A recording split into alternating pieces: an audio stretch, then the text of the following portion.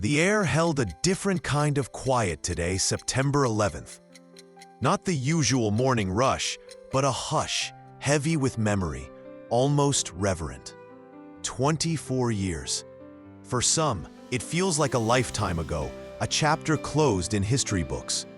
For others, it is a wound that never truly heals, a raw ache that resurfaces with every passing year. For me, it is a day etched into the very fabric of my being, a moment when the world I knew fractured, and we all learned the terrifying fragility of peace. Flags across the country were already at half-staff, their solemn descent a universal acknowledgement of the lives lost, the innocence shattered, the collective trauma that bound us together, however briefly.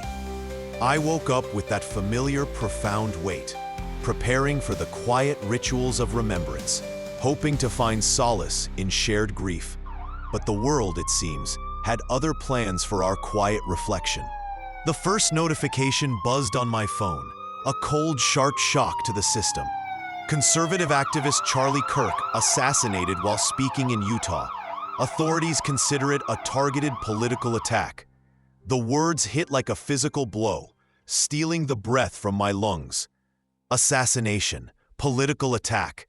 On this day, the very idea felt like a profound desecration, a violent echo of the past. But this time, the enemy was not a distant foreign threat, but a poison festering within our own society. The fragile unity we once found in shared tragedy felt like it was fracturing anew, splintering into 1,000 sharp pieces of fear, anger, and profound disillusionment. The news cycle, relentless and unforgiving, began to spin faster, each headline a hammer blow. The Pentagon Memorial, a sacred space of remembrance, was moved indoors, a direct, chilling consequence of the fear ignited by Kirk's death.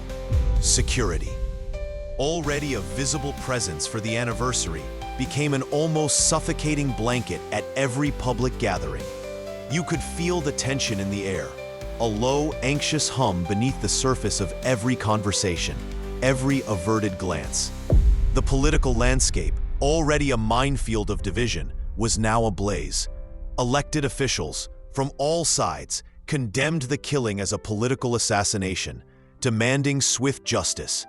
But the underlying current of us versus them, of ideological warfare, only seemed to intensify.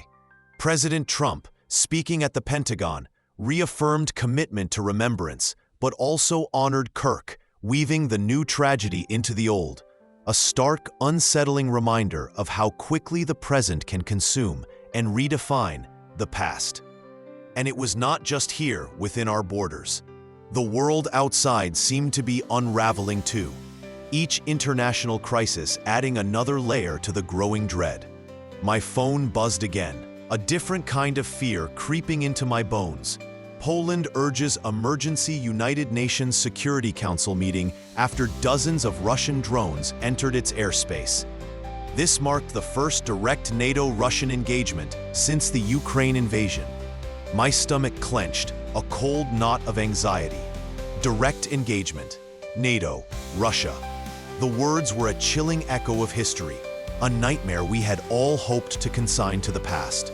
The European Union called Russia's incursion aggressive, reckless, and Poland, fearing the worst, invoked Article 4, a desperate plea for consultations, for collective solidarity. Air defenses across allied nations were on high alert, their silent vigilance a stark testament to the escalating danger.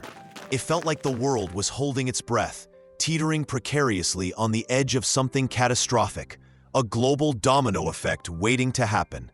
Then came the reports from Nepal. Youth protesters stormed parliament amid mass protests against corruption and social media bans. The prime minister resigned, and around 30 people were dead. This was followed by reports that protesters set fire to Nepal's federal parliament amid violent demonstrations. A nation in turmoil, its youth rising up, desperate for change, met with violence, chaos, and the burning symbol of their government. And in the Middle East, another flashpoint, another disruption.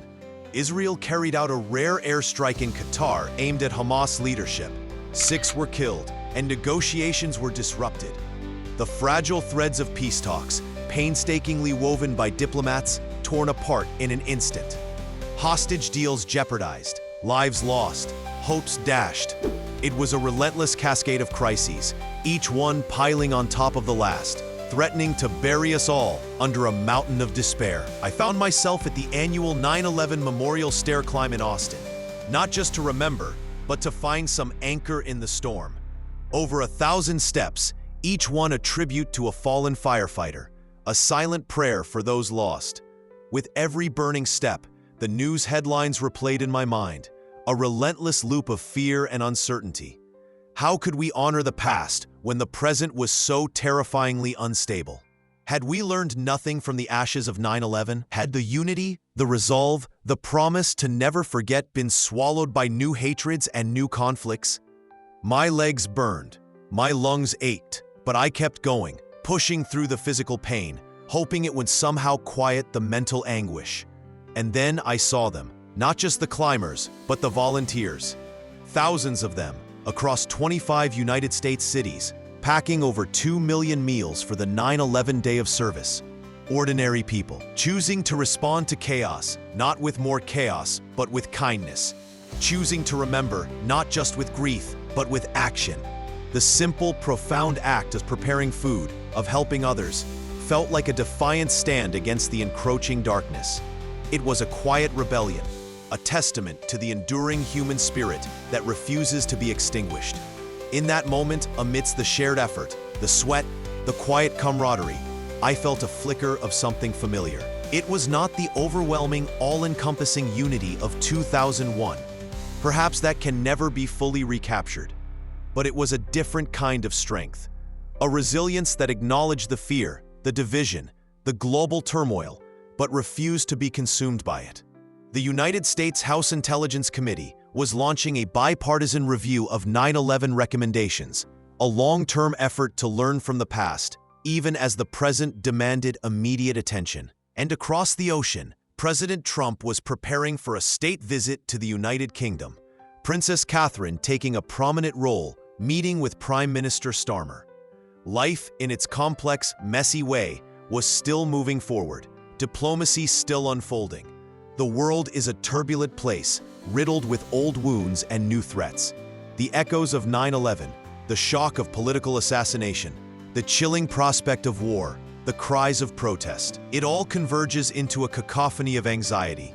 But today, on this September 11th, I also saw something else. I saw people choosing connection over division, service over despair. I saw the quiet, everyday heroism of those who refuse to let the darkness win. And in that, I found a fragile but real sense of hope. The story of humanity, it seems, is not just about the tragedies we endure, but about the unwavering light we find and share in their wake.